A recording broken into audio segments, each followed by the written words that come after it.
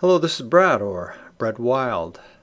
Today I'm going to take a relatively new purchase of mine, the FlightFactor 767, on a flight from Las Vegas to Billings, Montana. That would be Kilo Lima Alpha Sierra up to Kilo Baker India Lima. It's afternoon, probably about 2 p.m. I like flying in the afternoon and early evening in X-plane. I just like the lighting. And we're going to be starting cold and dark. It's my first video for this aircraft, so bear with me. There's still a few things that I don't quite understand, even though I have read quite a bit of online manuals and materials that I could find, because of course the manual that comes with this aircraft is about 30 pages long, and I've probably found over 3,000 pages of documentation for the electrical, pneumatics, and so on. All right, enough bragging about my ability to read these really exciting manuals, and let's get started. Anyone who's watched my videos before knows I usually head over to FlightAware. One of the things that I like about FlightAware is that it's using real flights. These are real routes flown by commercial airlines, so they are relatively trustworthy. So I'll just put in my origin and destination here and see what flights we have. Most of these flights have you transferring through Salt Lake City, but here's one that goes direct. This flight has already taken place. First of all, I'm just curious about the time, so it's about 1 hour and 35 minutes. And here's the route that they have flown. And we'll go over and decode this, because when you do, then you see all of the waypoints that are associated with the SID and the star with the transitions. So this is helpful to have when you're plugging all this into the FMS. But let's just see what our flight looks like over on SkyVector, another one of my favorite sites on the web. And we'll put in our 2 airports here. Draws a straight line, but then I can paste that route in. Can't see it because it's white. And if I click anywhere else, well, there it changed it. You can actually see the waypoints and the mileage and headings in between them all. That's just in case you're curious about what it looks like on paper, as it were.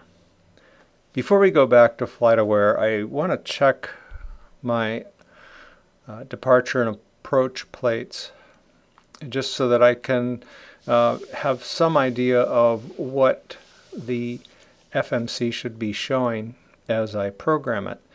So here is Las Vegas. We're going to be using the trailer 6 departure. So we'll be taking off on 28 right, and this will bring us around to Arbel, Roper, Caesar, Forge, and on up to trailer. We will then be headed towards Milford, VOR. Now I want to take a look at the notes that accompany that SID, just to see if there's anything unusual that I need to make note of. And it looks pretty straightforward. All of these altitudes are actually on the chart itself, so there's nothing here that's unusual, but it's always good to read the second page.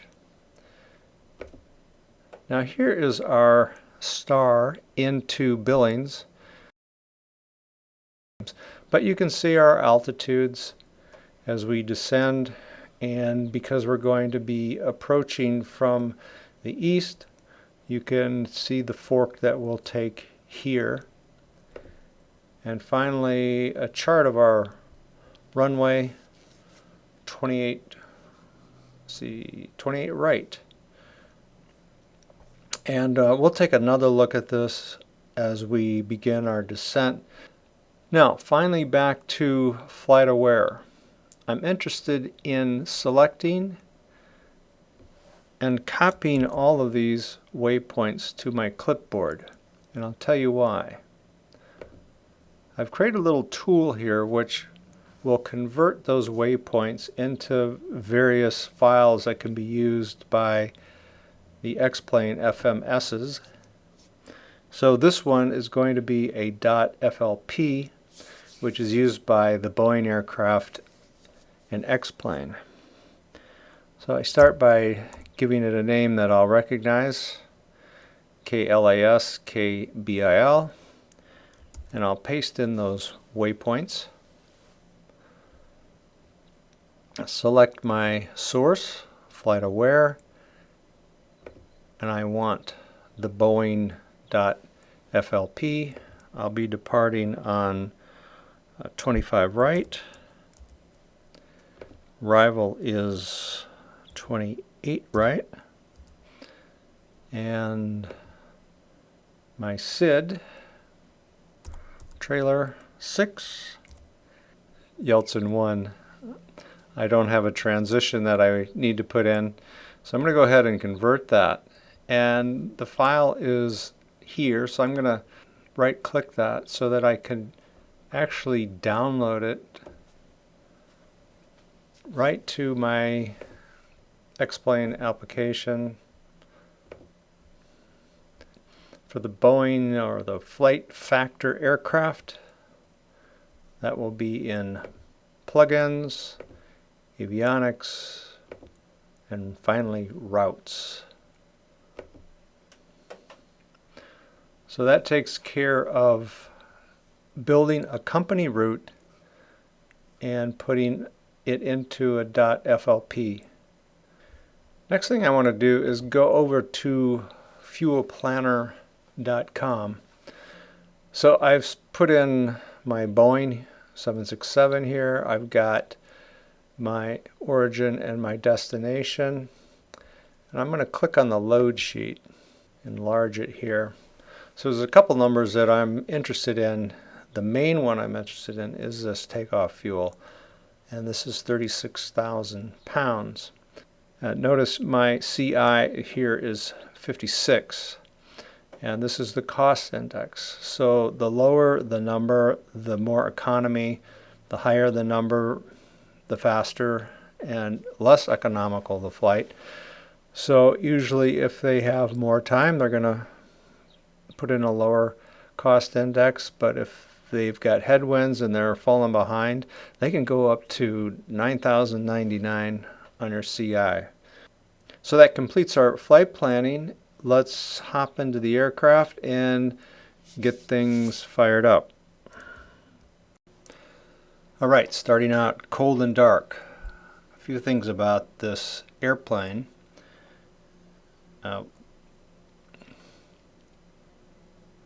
Alright, starting out cold and dark. A couple of interesting things about the FlightFactor 767 is that it comes with an iPad for setting your preferences. And I don't have much to do with general. I've got these set and I never touch them. You can save them once you do have them set. We'll get to ground in a minute, but before anything happens I do need to open up the doors, otherwise it won't load fuel. And I've got the winglet set and I have saved the configuration. There are a few other things that you can play with. I don't set any failures. I do want to set that, save my configuration. It never seems to save for some reason. And I don't have any of the PA announcements lit up, only because they annoy me. Right, on the ground tab, we want to make sure we've got power our external power setup, fuel truck, chocks, and so on. And here's where you set your passengers, cargo weight, and fuel weight. Now I have saved a custom one for a flight of this length, so I'm just going to go ahead and load it. Otherwise you would just enter them here. So I will load my custom 4,000 or 40,000 pounds of fuel. We needed at least 36, so we've got plenty. And I click the load button, and you begin to hear some noises in the background as the plane begins to fill up with passengers.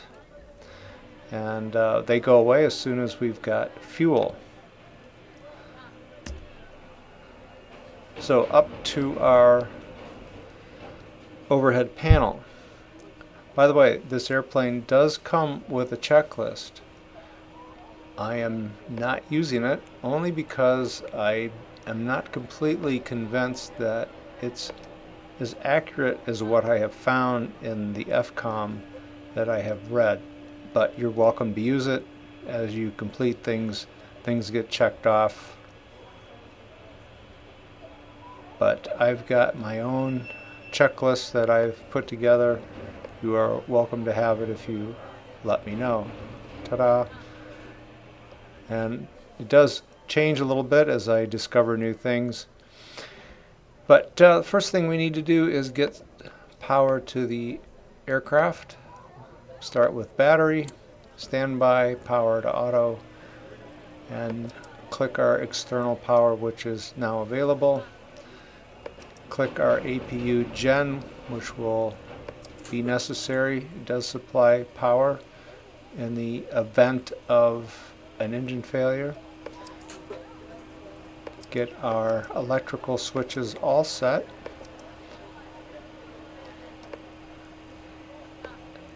These don't have an on or off state, but you do click them and they say drive, and it will eventually disappear once the engines are started.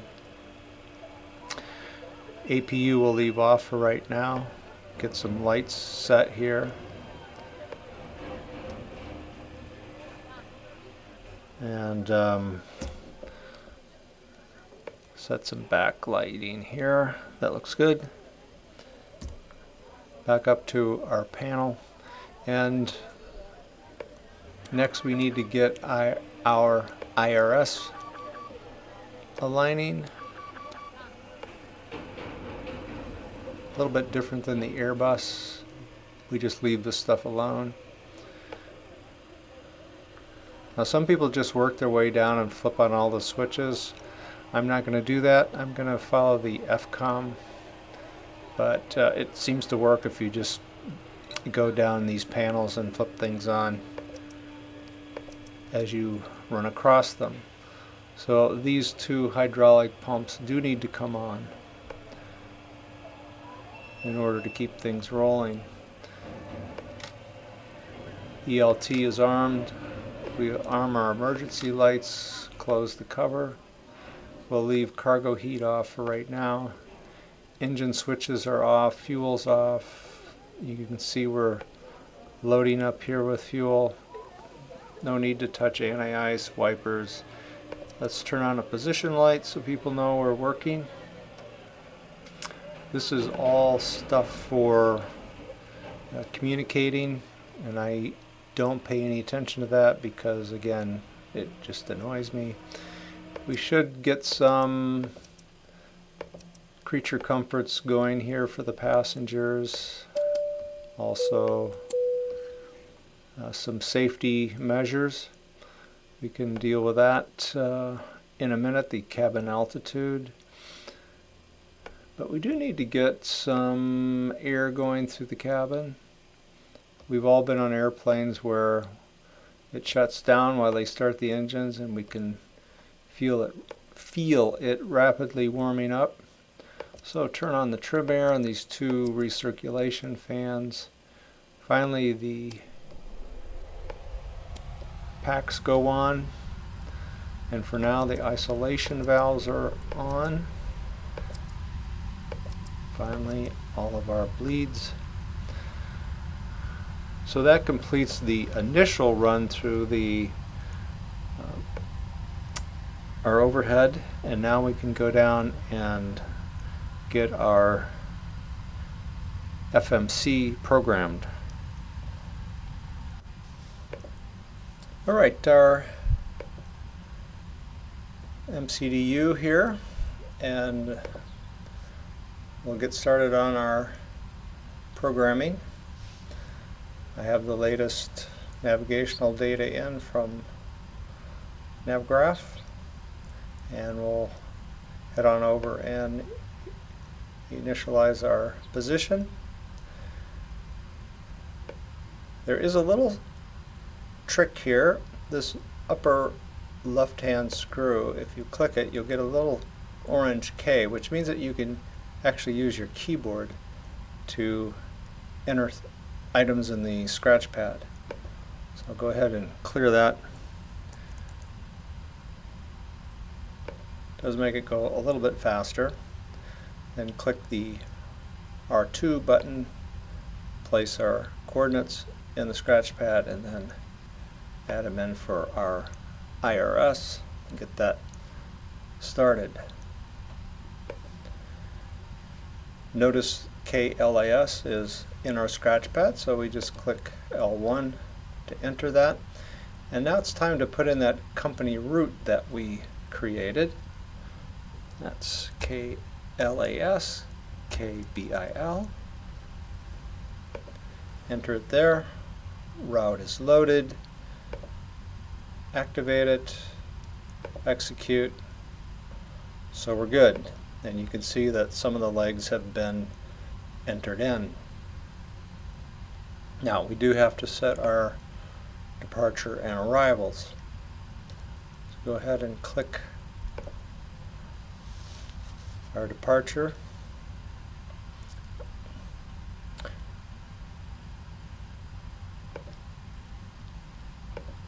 So go ahead and click departure, and then we start with a runway. So we go from right to left when we're setting our departure. So 25 right, because that's what is needed here to select our SID. And finally our transition, Milford, and we execute. And notice it's all activated. Back to set our arrival. This time we're going this direction. So Yellowstone, JCOOG, and finally our ILS 28 right, and execute that. So if we go back and look at our legs, we can see that everything has been filled in. We'll just go step through this to see if there are any discontinuities, and we do have one here. So I'll clear the scratch pad, click the left button here, and it puts JCOOG in the scratch pad, and then I can add it in to our waypoints and continue. Got another one here.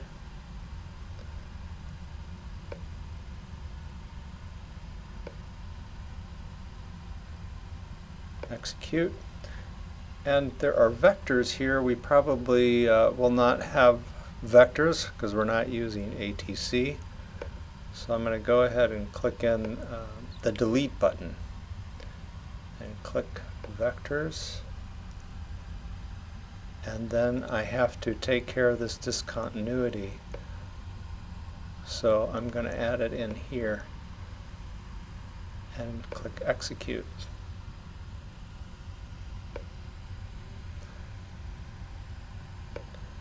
So this is our approach. This is a couple of waypoints on our localizer. And finally our go around.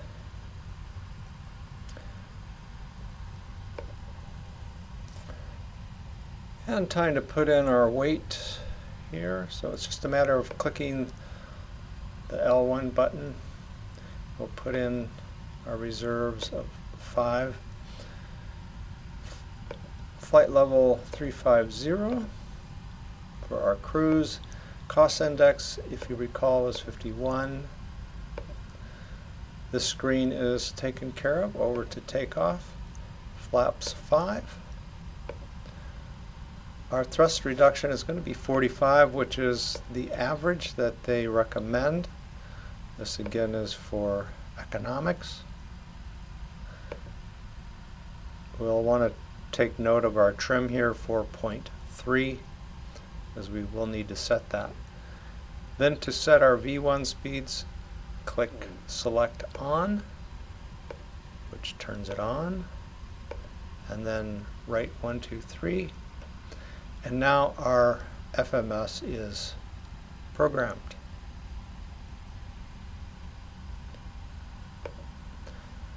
Comparing it with the JAR 320, I do like the accuracy of this and the way it feels, the smoothness of it. Not quite as pretty, and you do get actual speeds here where you don't get that with the JAR aircraft, but then it's a lot more helpful with your speeds. It automatically does a lot of that stuff for you. Alright, let's close this up. I can turn off the keyboard at this point. And let's just go down while we're here and before I forget and check our trim.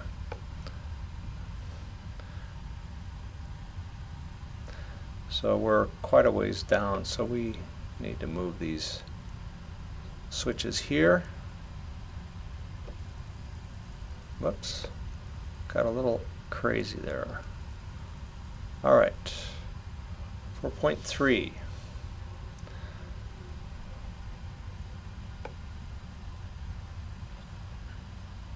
So back up to our overhead panel.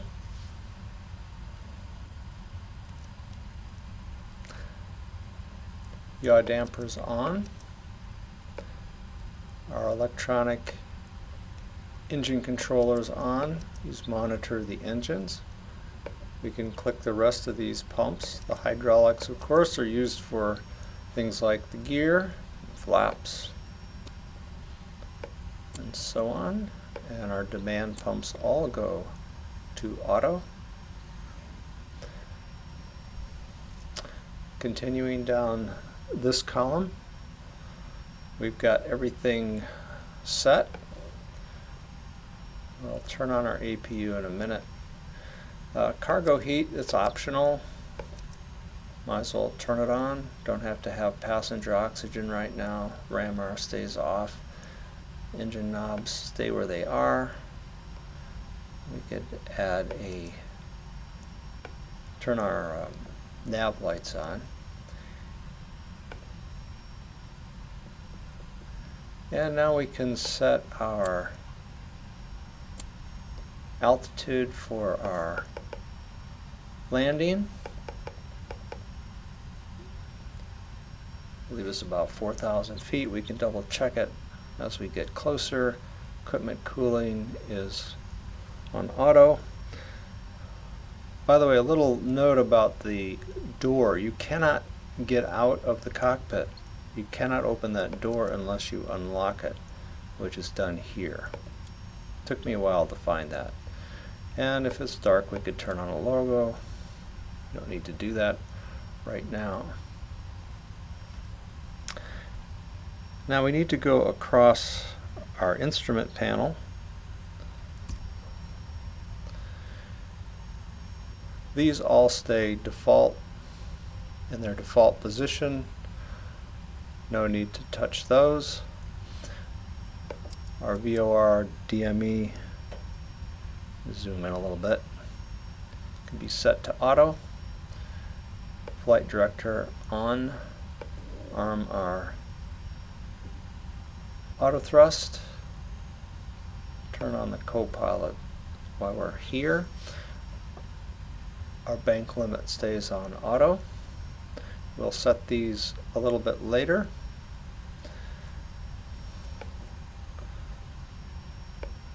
Might as well set this while we're here. This is our auto brake, and we'll set it to takeoff position. Nothing here. They do say you can click the recall button, but I'm not sure what it does. All of this stays in the default position. Moving on down, we can turn on our displays.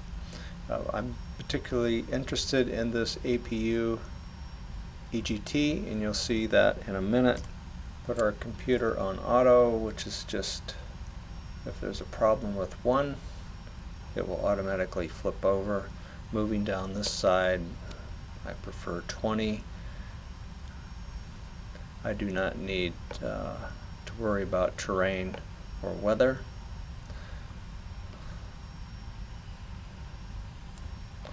We'll leave this on standby for now.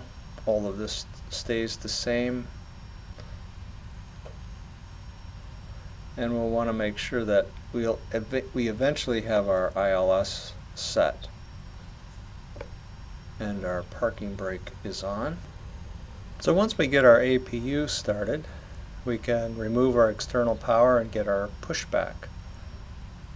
So it's just a simple matter of flipping that to start, and then we can monitor that.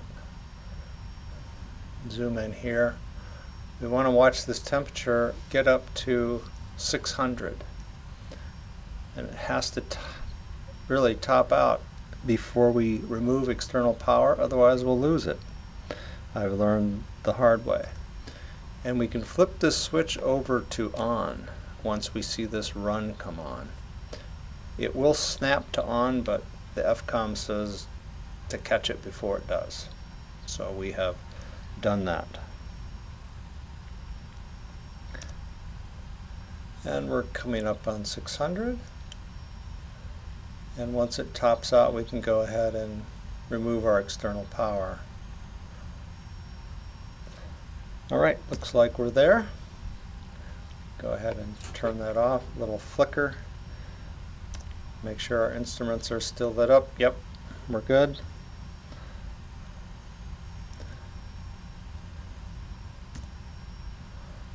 So once that is running, external power is off. I'm going to turn on our taxi lights here for our pushback. And over to our iPad, we need to remove GPU, fuel truck, the chocks, and close the doors. And we'll release our parking brake and call for the truck.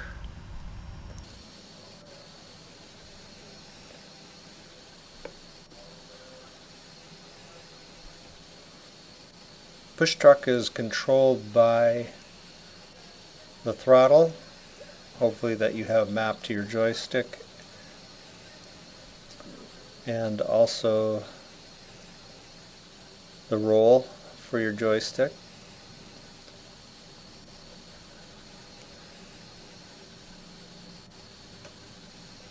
And we're going to point this guy to the east.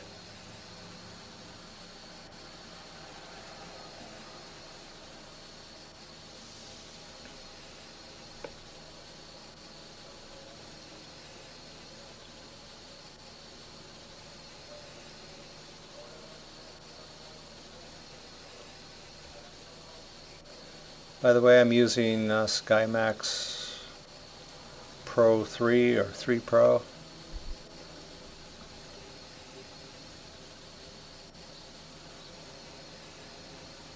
I've had them about a month now, and I really like them. Doesn't seem to take too big of a hit on my frame rate.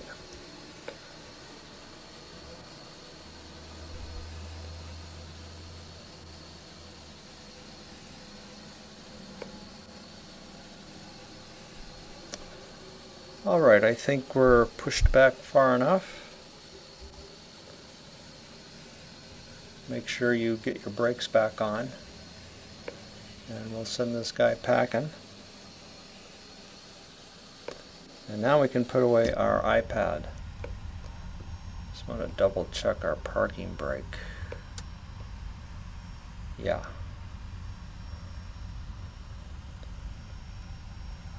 I've started the engines and had things start rolling. Never a good thing. Alright, let's get the engine started. So one of the secrets here is make sure your fuel's on. So all 4 of those pumps. This can be on both, but I prefer to actually set it to the engine that I'm going to be starting. The other thing you have to do is you have to turn off your packs. Otherwise, you will never get the your N2 up to where it needs to be to add fuel. So once I get those turned off and everybody in the back is panicking, I'll set that to ground. And we can switch this over to the other reading. When this N2 gets to 15%, we can add fuel. So that's the switch right under the throttles. And then we can see the temperature start to come up. And then we're going to wait for the switch to snap to auto, which means that that engine has been started.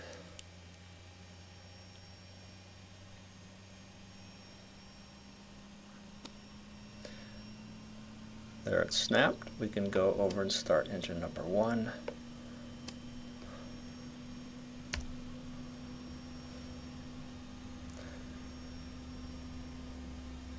Watching this number here. And when we get to 15, we can start that other engine, add fuel. And again, we're waiting for this to snap.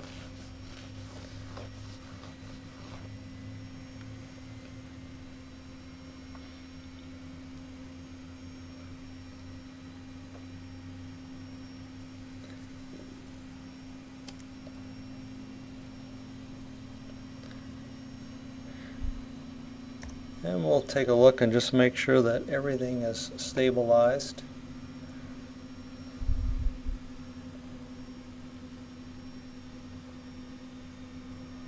And once it is, we can turn our packs back on.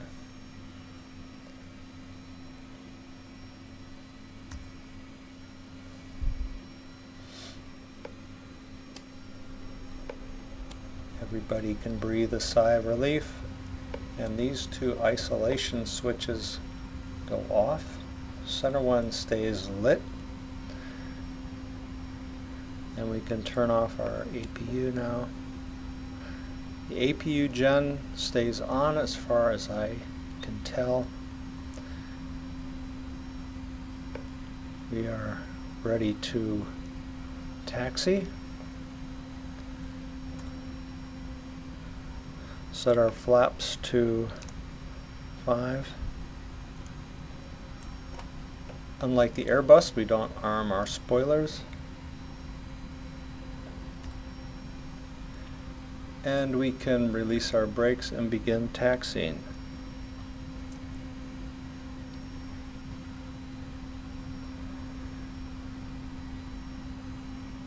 And I'm going to spare you the taxi and get back to you once we get to the end of the runway. Alrighty, here we are at the end of runway 24 right, ready for takeoff. A few things we need to take care of before we begin our takeoff roll. First of all, turn on our landing lights, turn off our taxi lights, turn on our strobes, glare shield. We turn on our LNAV, VNAV. I've set, let's see, this should be set at 225 or 255. Everything is aligned. Everything seems operational on the overhead, transponder to TATRA. So we are ready for takeoff. We'll taxi into position and hold, or line up and wait. Sorry, old school is line up or taxi into position and hold.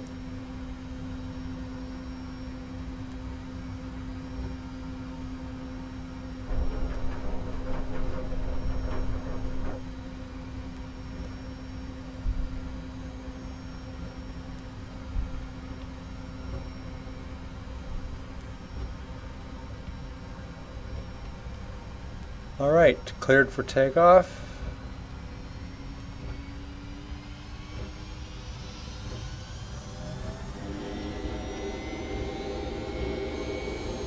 We are at takeoff power. Sorry, I'm not centered here on the runway.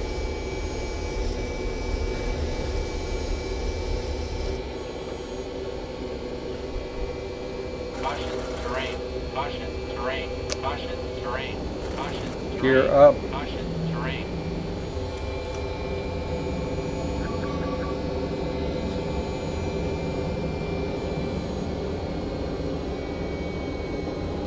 And we can engage our autopilot.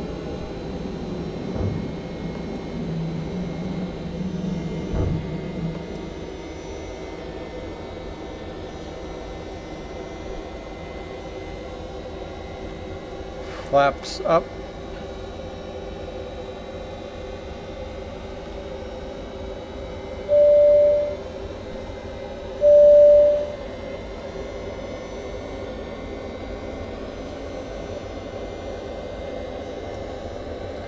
Gonna zoom in. We're coming up on our bell and we'll begin our turn. Yes, we're getting a warning. We've got mountains coming up, which is why we're turning.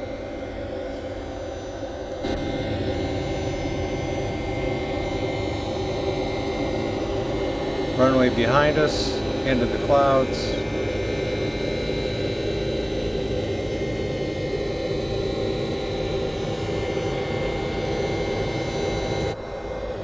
And we can turn off our nose gear.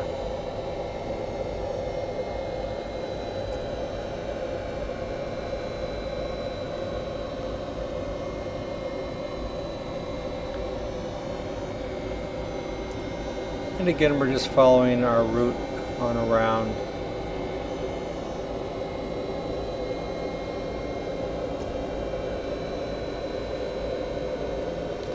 LNAV, VNAV, 240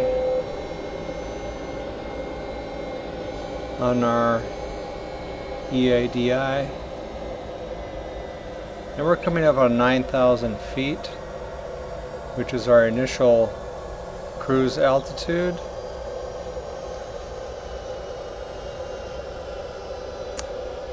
And we've been cleared up to 35, flight level 350. Whoops.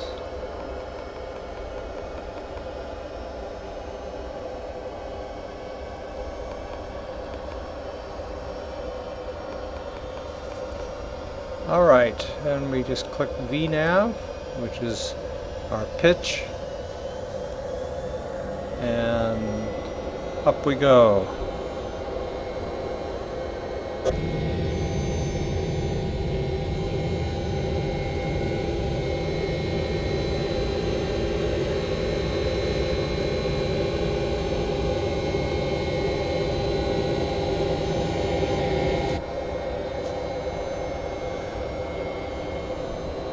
Couple of comments about the aircraft. I really haven't said much about the FlightFactor 767, but it's nicely modeled. I don't think it's as good as the JAR aircraft, but it's definitely better than the 757 and the 777 that preceded it. Alright, we are well above 10,000. We can turn off our landing lights.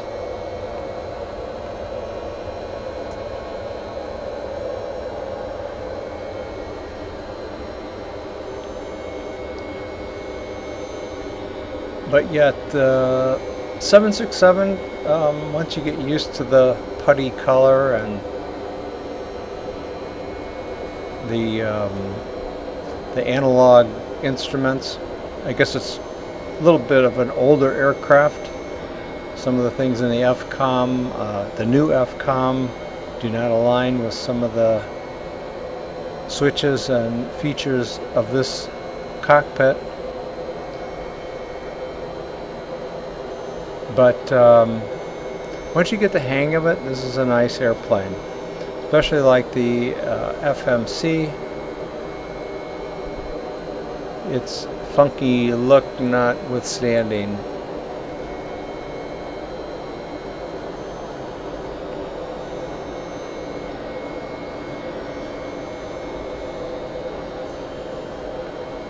Coming up on Forge. And if we go back and look at our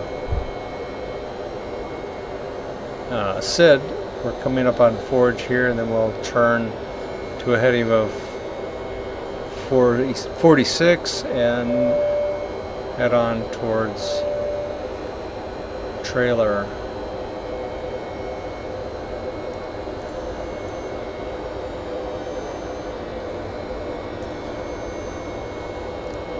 Everything looks fine on the overhead.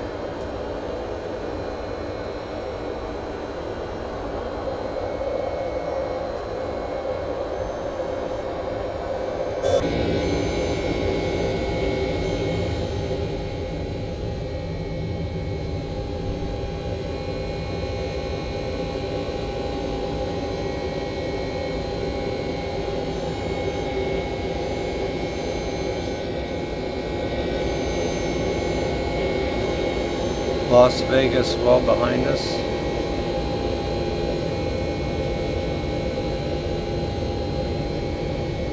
Or I should say off our left wing, actually. Don't see the airport, but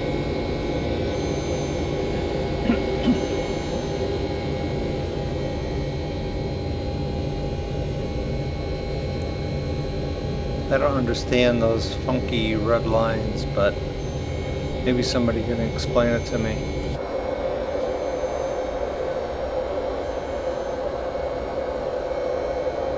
One thing I'll say about the 767, it really climbs nicely.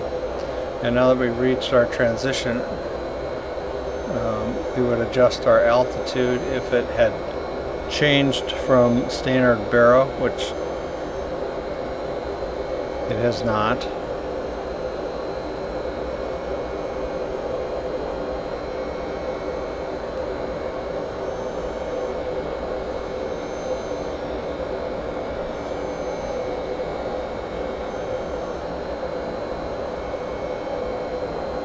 And our next waypoint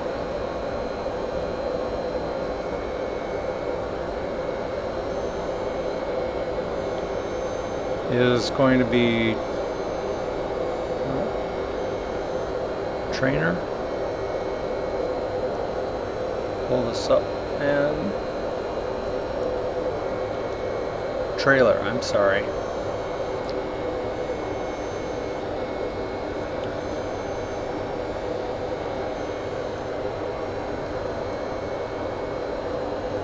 Turn these off at cruise altitude, which we are going to get there sooner than I thought. I should probably change the range of our EHSI. Sorry, don't mean to make you sick as I jump around here.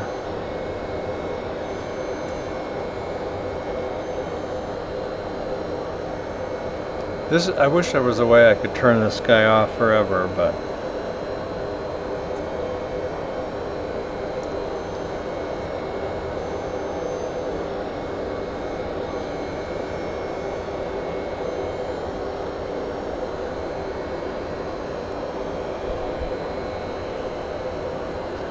Coming up on our top descent.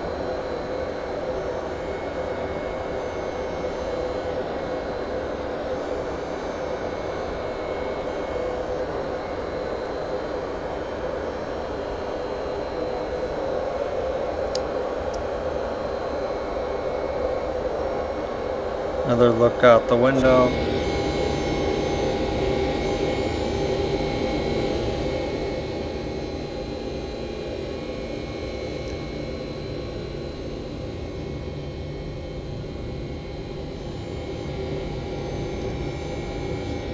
Not sure you can see Hoover Dam yet.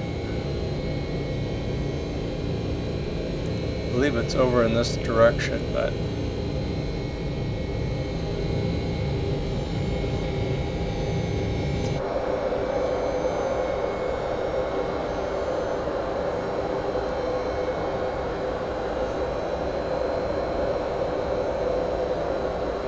it's interesting that the terrain appeared here almost automatically as soon as I heard the alarm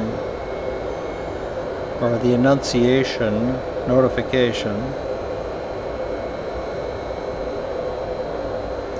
Makes me wonder if this automatically got, yes, it's turned on. I don't think we need it at this point.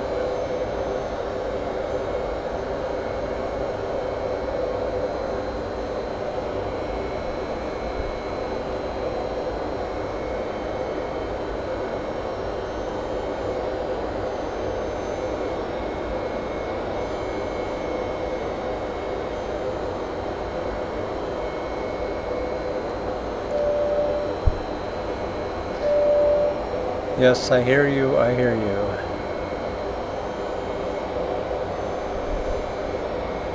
And we are coming up on our top of descent very soon.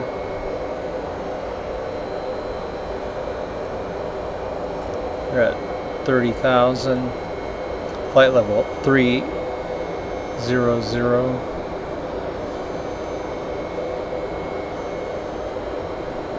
Now turning to the northeast.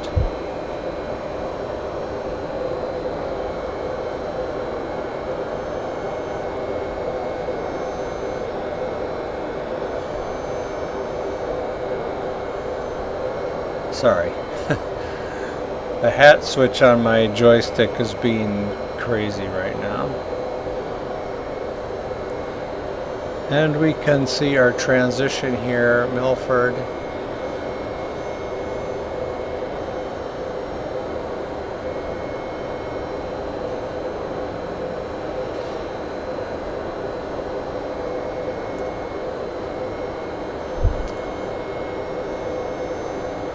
Fuel so far burned is about 6,000. I'm going to go ahead, since I'm up here, and turn off the seatbelt sign. Flight attendants can probably begin unbuckling and getting out the carts.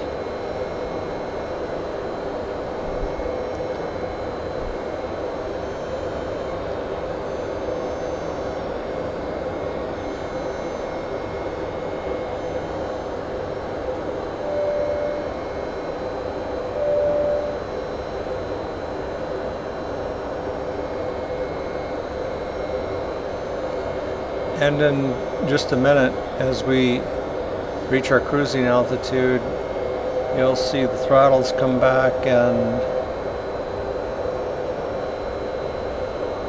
our engines spool down a little bit to cruise power.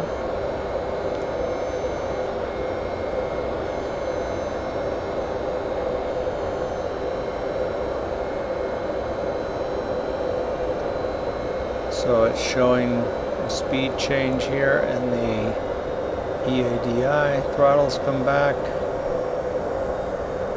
as we reach cruise.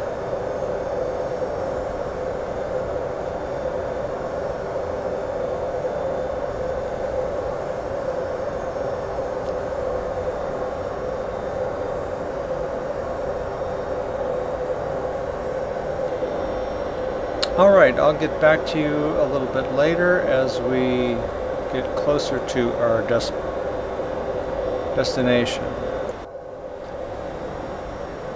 So we are approaching the Ogden VOR. Take a look out the window. We are over the Great Salt Lake. This is Salt Lake City, KSLC. No, I'm sorry. This is it.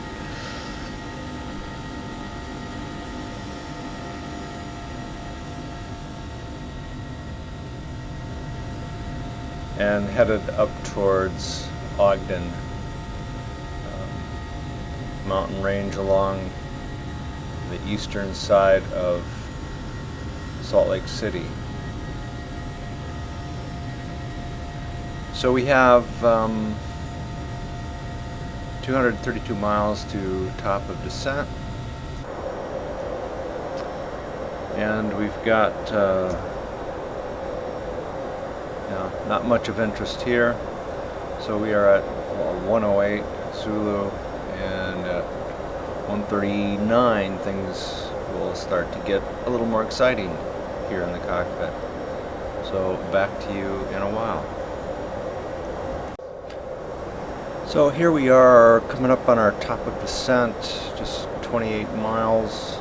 So the thing I want to do first is check my altitude, or get that set for our target. So if I go over to my plates, here's my ILS approach, and our fix here where we capture the glide slope is 5,200 feet. So that is what I'm going to target. It's best to fly in underneath the glide slope and catch it. If you fly over it, chances are you'll just keep flying and miss it altogether. And here again is our star. We're going to be coming around to the east and then finally turning back west towards the runway. So 5,200 here. The FlightFactor aircraft will automatically begin to descend at the top of descent. As you know, the JAR aircraft, or the Airbuses, you have to press this altitude button.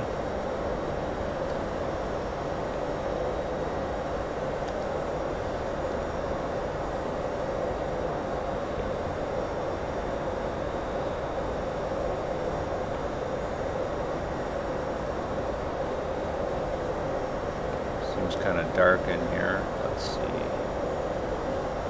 There we go.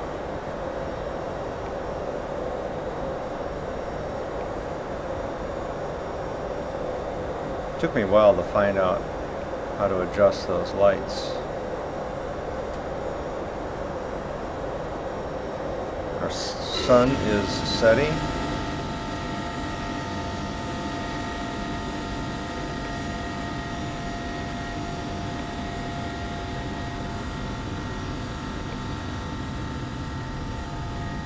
I assume we're approaching Yellowstone. So there's our top of descent. You could just hear the engines spool down.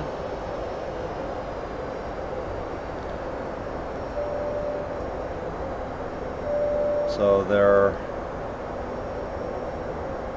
looks like they've wound almost all the way down. Take a look at our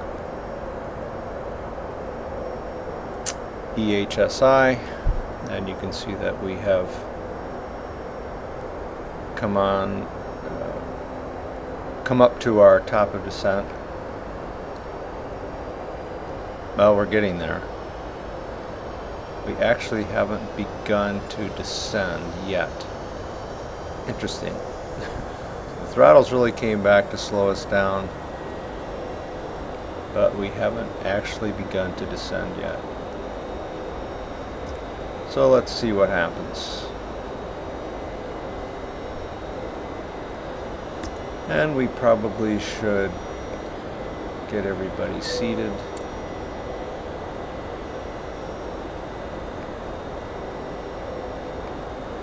Turn on our standby instruments, brighten them up a little bit.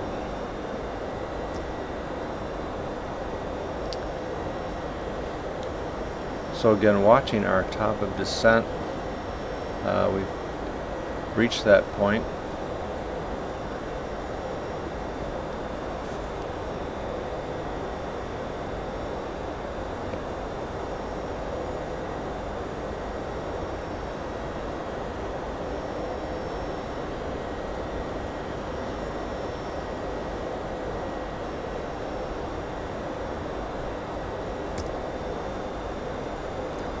So here's our top of descent, just waiting for our vertical speed to begin dropping.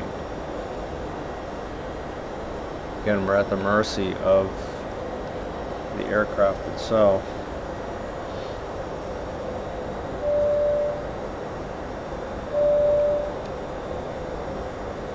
Zoom in a little bit.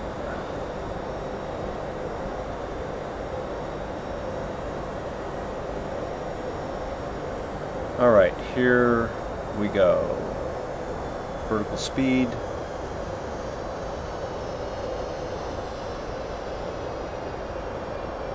And now our throttles come all the way back. And the only thing we need to look for is an indication that we need some spoilers or speed brakes. I don't see any here. So now it's just a matter of monitoring our descent. Back to our legs. So our next waypoint is Yellowstone, 44 miles, and we need to be at 15,000. And while I have this up here, I'm going to set my speeds here. This star shows our speed here at Ukeko at 210. But on final I want to be at 160 and finally 140. So I'm going to go ahead and type those in. I just have to remember. Let's see what's on the next page. Yeah, next is the runway. So I want to just dial in a slower speed. If I were talking to ATC, chances are they're going to be telling me what they want my airspeed to be at these points. So I'll go ahead and let's maybe do 180.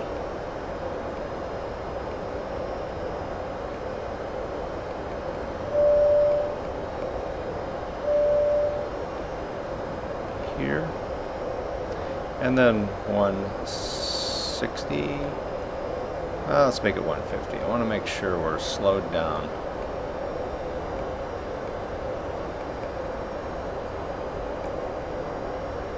Next page. Make this 140. Come over the fence, as they say.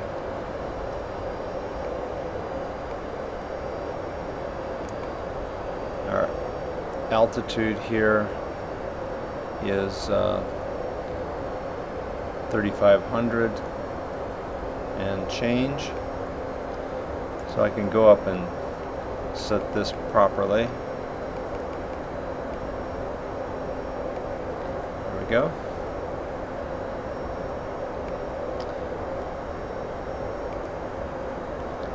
So now it's just a matter again of monitoring our descent.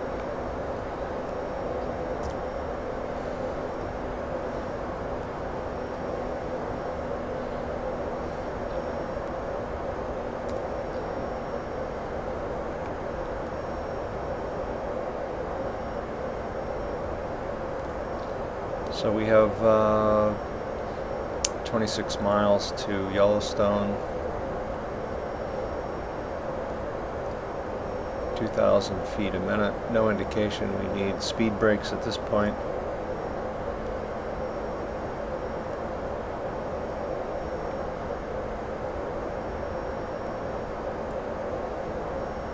So back in a few minutes.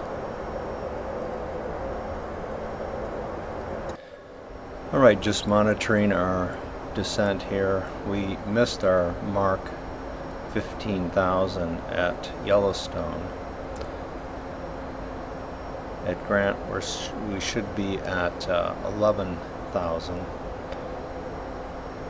So it'll be interesting to see if we get our mark. The main thing is we want to be at 5,200 for our guide slope. So that's our main number, but you can see our path here.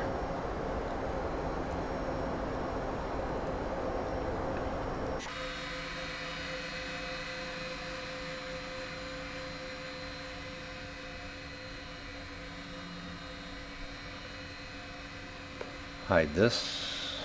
Curious if you can see the airport anywhere. Not yet.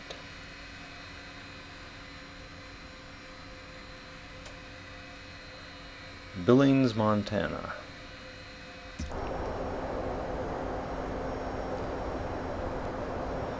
So at 18,000, you want to make sure that your baro is set to the airport. So in a normal flight, you would be checking your ATIS, or ATC would be telling you what the correct baro is. I'm just leaving it at standard for simplicity's sake.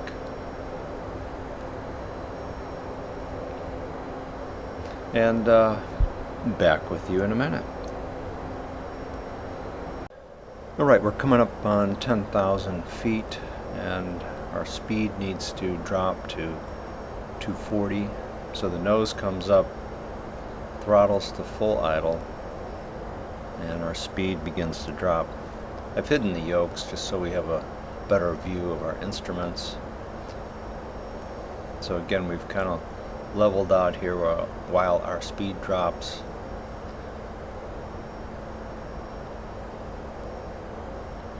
So we can go ahead and turn on our landing lights.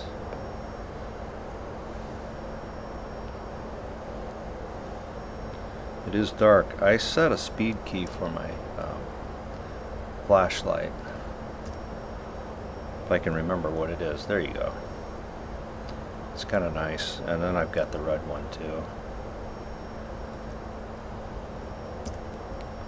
Handy to have. I could turn on the dome lights, but I'm not a big fan.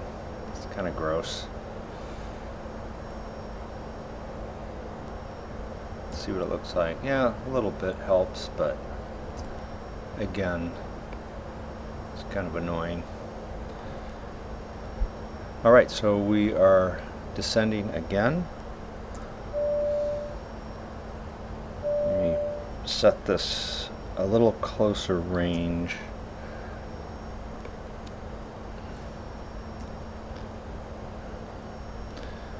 And we want to be at 6,000 here.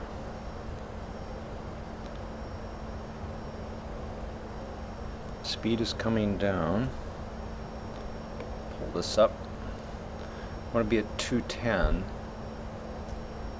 So we'll see how accurate we are. Yep, 210. Well,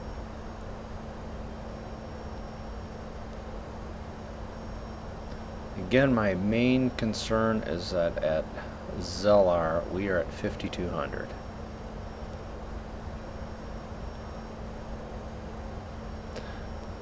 So we are accurately at around 210 for Ukeko.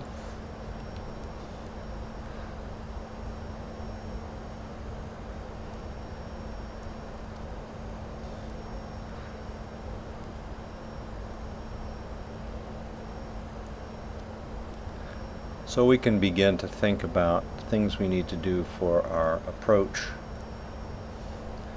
Let's check our ILS frequency. We want to be at 11.5.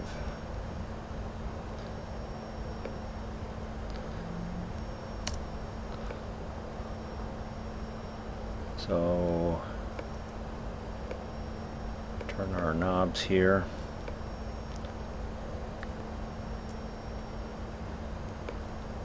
I'm never quite sure. There we go. 11.5, right? So that's set. And we're beginning to turn towards our localizer. So I'm going to go ahead and click approach. Turns on our other three autopilots, servos as they say.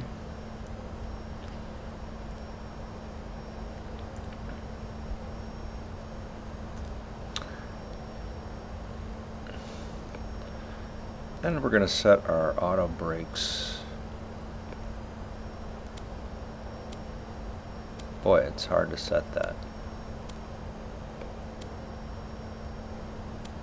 There we go. 2. They say as required.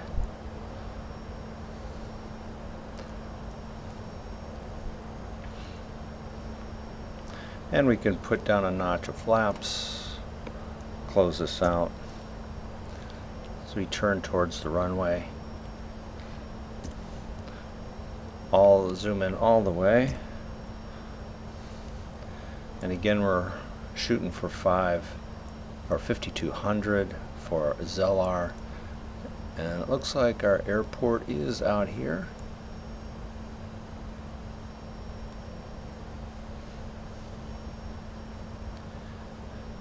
So we need to look for our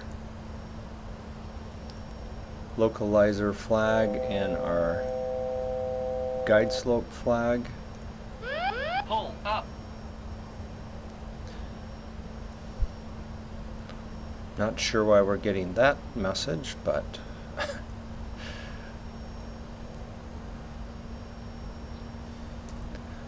and remember I dialed in 180, so this is dropping. Another notch of flaps. And Pull up. not sure if there isn't some terrain here that's a problem. So waiting for our guide slope flag to begin dropping. We could put down our gear, nose gear light.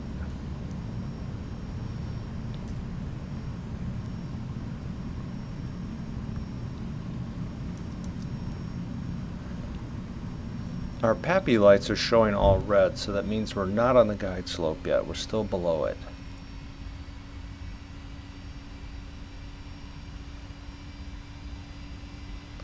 So we are coming up on Zellar. We should be at 5200.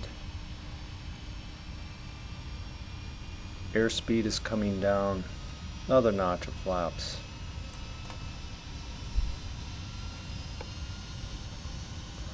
Flap indicator.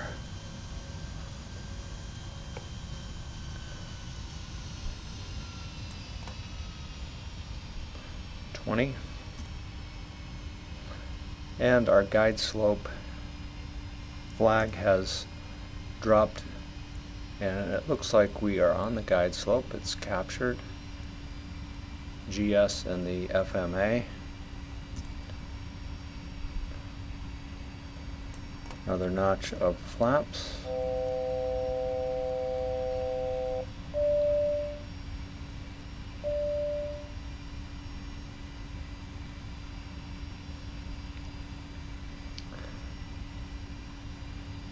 So just turn on our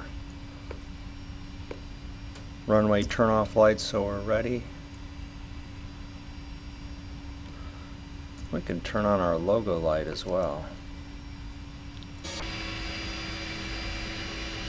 Very cool.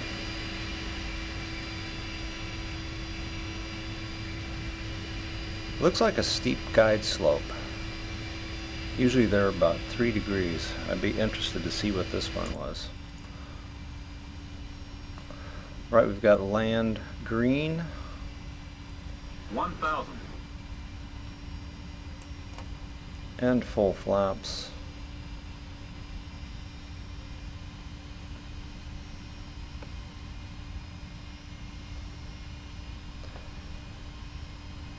$500. Everything looks nominal. 100. 50, 40, 30, 20, 10.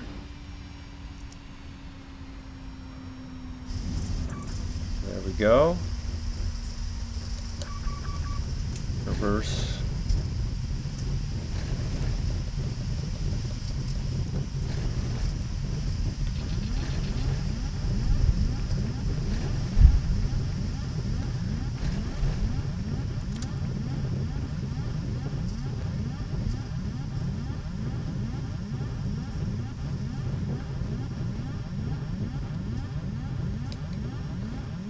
Yes, I know, the autopilot is off.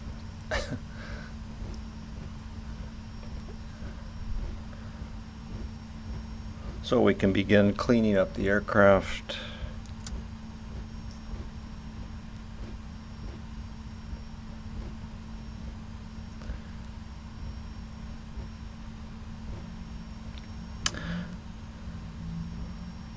Not a real long runway, I would say.